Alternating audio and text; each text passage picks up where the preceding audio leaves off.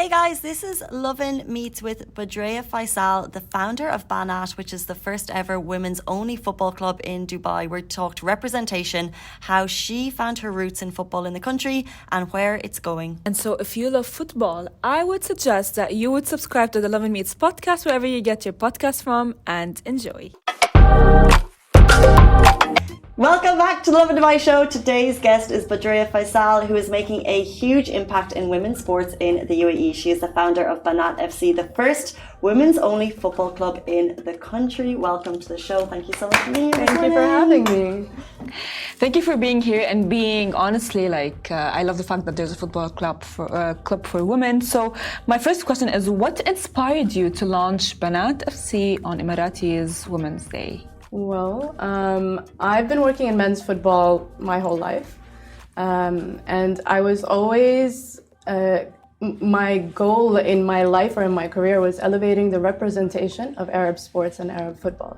So I always wanted to show the best of what we had, because there was always a misconception of, there's just a lot of money here, players are spoiled, there's no appreciation, but it was nothing like that, which I knew because I've worked with the league, a club, with players themselves. So I took it very personally and decided to do something for the industry on different levels. So whether with brands, telling stories that actually reflected Arab football or UAE football, and more personal stories. So I was always focused on the men's side of things.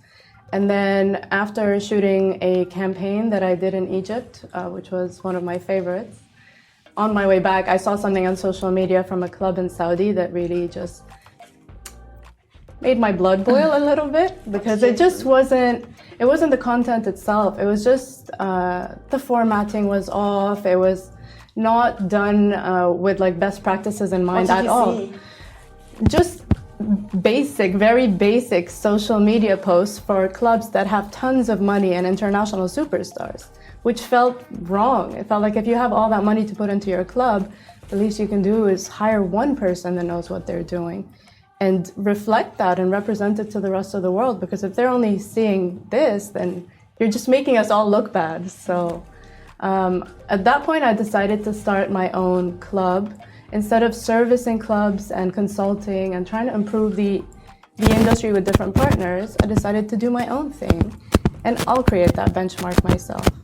And initially, it was a bit of a wild idea. I wanted to start a fake football club online, something that didn't exist, but recruit friends from the community, influencers, and make them footballers, create an actual kit, get sponsors, show them what I could do with a fake football club, which is better than what they had with a real one, and actually do something, turn it into a community project. And then a couple days after I saw, then a couple days after I logged online from my office and saw the women's league here, and I looked up all the women's clubs, and none of them had an Arabic name. So I felt like there was a lack of representation, because all the men's clubs here in the Pro League, they're all Al-Nasr, Al-Wasl, they're all Arabic names. And that's when I decided, why waste my efforts on a fake club instead of actually helping a sector that I've honestly not given enough attention to at all. Can we go back in time and just learn where your passion for football came from? When did you start playing? And also, I guess, being a woman growing up here, were there women's clubs when you were playing, when you were coming up the scene? I've never played. Really? Yeah, I've never played football. A lot of people think I did, but no, I was always I started as a football fan. So I lived in Italy in 2004. I was doing my master's there. And while I was there, I went to a stadium tour of San Siro. And there happened to be a game, so my friends from the language school and we just went and bought tickets for a not very exciting game apparently in the league. But when we sat to watch, I just fell in love with this one player's style of play, and I was like, what is he doing? And back then, there weren't any big screens. There wasn't any commentary that you could hear. So I'm like, who is this number 7? He's so good. And then I took myself to an internet cafe, because that's where you Googled things back then. And I found out that was Andrei Shevchenko, and I think everybody knows the story of my line is Andrei Shevchenko changed my life, because that was a moment that I was really hooked on football and became a hardcore fan of AC Milan. Going to all their games, it became my life. And from there, becoming a fan, I did not think for a second that would lead to a career. Because I came back and I had done my master's with Lamborghini, actually, so I studied car design. I know that's also a little bit unexpected, but also not something I was expecting to work in. But I did learn from that I wanted to work in sports. And from working at Formula One to then having an opportunity at the Sports Council, I decided football was where I wanted to go. Well, recently we celebrated Emirati Women's Day. Yeah. And in honor of Emirati Women's Day, how does the Banat Football Club, I would say, honor Emirati culture and value? Well, one thing that's quite unique about us is that our club is built on Emirati values and respecting the tradition. So we are the first or only modest club in the UAE where the girls have to wear tights under their shorts out of respect to make everyone around feel not just comfortable, not just the girls that are on the pitch, but the parents who've always fought the idea of their daughters playing football because one of the reasons of it being an immodest sport. So how do we resolve this? How do we just work on the issues that the parents have with the sport and show them kind of a safe, nurturing, culturally inclusive environment where I feel like our club represents Dubai very well, and that it has all the nationalities that we do see in Dubai, and I love that. And so modesty, respect, and the cultural inclusivity is very Emirati. Love that. Were there any, I guess, challenges along the way? Many. I'll stop there. Many. I mean, this is a sport that's women's football here has existed here since 2005, which people don't know. A lot of people think Banat FC is the first club in the UAE, which is completely false. We have an incredible club here that's currently actually playing in the Women's Champions League. So we have the first Asian Women's Champions League just happened now. It's now the preliminary stage is on. And a club that we're all very proud of, Abu Dhabi Country Club. They just won their first 2 games, and inshallah they will win the next one and actually qualify. But that club is the club that really built the legacy in this country for those who know about women's football. So for other players mainly.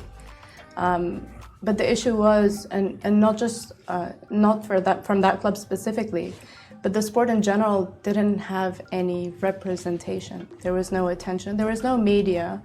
And since that is my background, marketing, media, image building, of course I know how to do that, but many others, or most people I've worked with, or clubs, federations, whoever, didn't understand the importance of media, social media, photography, being out there. Because if you're not out there, who's going to know you? Who's going to look up to you? How are you going to be a role model? So that was a challenge in the beginning, getting people to understand what we were mocked a lot actually in the beginning. We were seen as by clubs only, so I know a lot of it was envy, so I'll take it. But we were seen as the club that's just about social media. Oh, it's just this club that just cares about the image. Well, if we are, then how come we won 10 out of our first 11 games? Amazing. So, we can do both, and that's what we're here to do. And we're very much performance focused, but the girls need to be performance focused. I need to work on developing this club and getting as much attention to the club because it helps the industry as a whole. So. I love how you gave an open space for girls who are interested in football, because there's always this oh, girls can't play football and so on. So when are you open for open trials, and as well how can potential participants come to you? So for the first team, we're very specific, obviously, about who joins the team, and we do very specific trials for them because most of our players are actually national team players from different countries, but very experienced players. But now, to cater to the demand that we've received through our email. So the day we launched, I put a small form on the website. If you're interested, join us and tell us your story.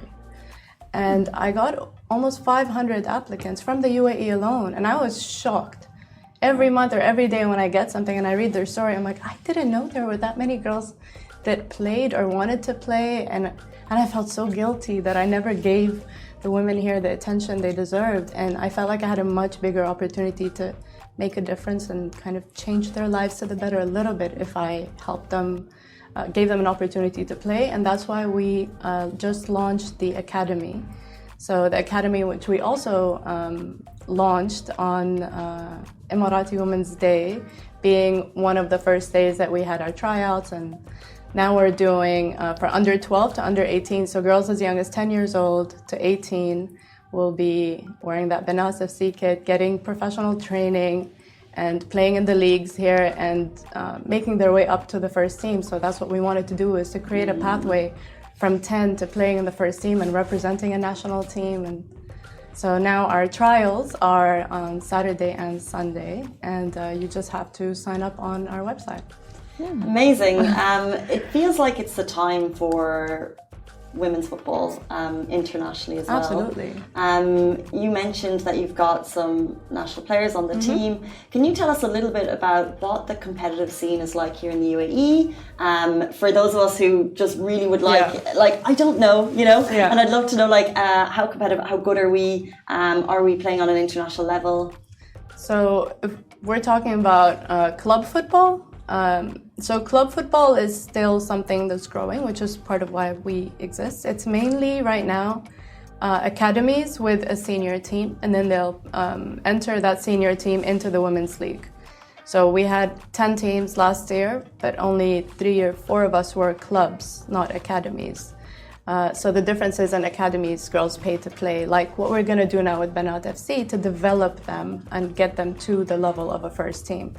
So currently, because we don't have enough clubs, it is still a great way for the girls to get the best kind of competition out there, is to play in the league, of course, whether first or second division. But now things are changing, that we are getting more clubs also, not just since Banat FC, but there's other things popping up in Abu Dhabi, which really is the home of football here. So Abu Dhabi is where it all started and where it all grew.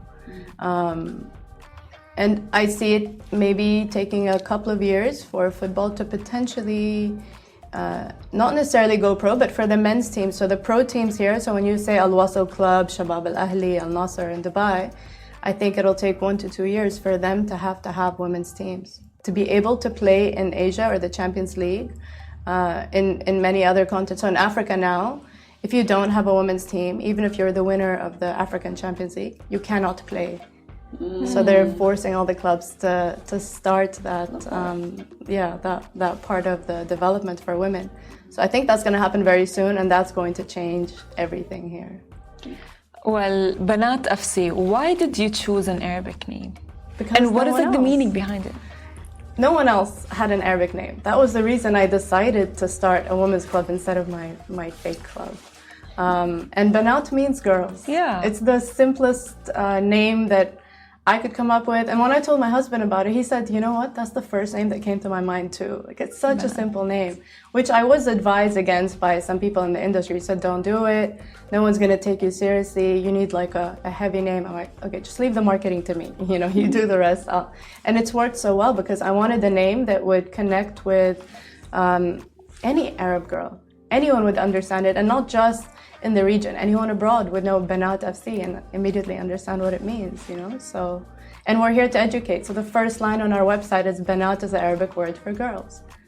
A lot of people living here don't speak Arabic. Did you know that Banat meant girls? I learned recently in the last 24 hours. But see, that's a good thing. So now you know the word that matters. Yes, exactly. Jamila Banat. Oh, I love that. I want to ask, you mentioned that you're a modest club. I wonder, do you have any, or what advice, for example, would you give to people who are nervous about starting football for the first time? Maybe their moms haven't played it, but maybe they're keen. Have you had people reach out to you who just would like advice on the sport? Yeah, I have. And especially now with the academy, we have some girls writing saying, you know, they really want to play, but her father won't let her be photographed. And obviously we have to cater to all of that in the academy, not on the first team. On the first team, everyone has to have public social media accounts. Like, you're here to be role models and to change the game. So it's not about you, it's about showing everyone else what they can be. But for the academy, we have to respect these cultural boundaries and how families perceive things, because it's still very new. So we've been talking to families, we've been talking to parents, we've been reassuring them. We have girls that you can't photograph this one. All right, so everybody knows, everyone on the staff, do not photograph this girl at all. And as long as they're just having, and something else. No, maybe I'll announce this one later. No, we'll do this one later. But we want to give everyone a chance to play football. So not just the professional players like the first team or the academy girls, 10 to 18. But there are a lot of older girls that wrote in their stories. I'm talking girls in their 30s, late 30s, saying it was always their dream to play, and they've never even seen a possibility. They've never seen a place or a club that was out there for them to say, oh, you could actually play. And they talk about how sad it is that they missed out. And I want to try and give these girls as well, these women, a chance to play in a different kind of setting. But yeah. Well, what can participants expect at your upcoming open trials? At the Academy Trials, which is in Ripe Market, it's a great venue, which we've signed on with for the year. We're playing on an 11-a-side pitch. We have our first team coach who's actually coaching the under 18s and 16s together at the start before we split them up into levels. We have a great welcome kit for all the girls, of course, since we also just signed with Nike, which is huge for us. Wow. Yeah, this is massive. This is the first women's only team for Nike in the region. So that's amazing. Yeah, congratulations to you. Thank you very much. That's really great. Thank you. It's huge. And we have events coming up. We're doing our jersey reveals, and the academy girls are going to get to wear the same Nike jerseys, and they're going to get to flex when they go out, after training with their parents. And I can't wait to see that. My favorite thing is seeing girls with their parents after academy trainings in all their academy kits. And I can't wait to see Banat FC kits on everyone. Well, we can't wait either. So much. To the naysayers and the other clubs who said, why are you doing this social media? They have their answer. There you go. There you go. That is Badreya Faisal, the founder of Banat FC. Congratulations to you and the team. We cannot wait to hear more of the stories and follow it. That brings us to the end of the show on this Friday morning. Thank you, Farah. Thank you, Casey. Have a fabulous weekend. We'll be back here with you on Monday morning, same time, same place. Bye-bye.